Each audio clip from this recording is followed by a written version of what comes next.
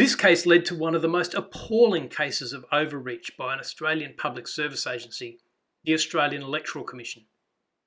Albert Langer was a Marxist rabble-rouser who never quite grew up. He was cheeky more than dangerous. One of his political views was that compulsory preferential voting is evil. Compulsory preferential voting requires the voter to number each square on their ballot paper, starting with 1 and continuing until all squares are filled.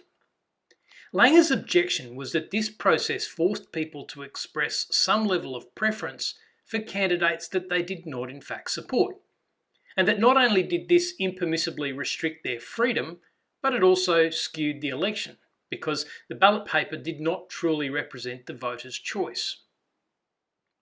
He realised there was actually a mechanism where a person could comply with the act but still avoid compulsory preferences. It was ingeniously simple. Number 1 for your preferred candidate, and then number 2 in all the remaining squares. He began advocating for that type of voting. The Parliament then made it unlawful to advocate for informal voting. The law was squarely aimed at Langer, and he challenged it, arguing that since compulsory voting did not properly reflect the views of the electorate, it did not provide a House of Representatives chosen by the people, which is the requirement of Section 24 of the Constitution. The High Court by majority disagreed. Justice Brennan wrote, "The Parliament is empowered to prescribe a method of voting in an election for the House of Representatives.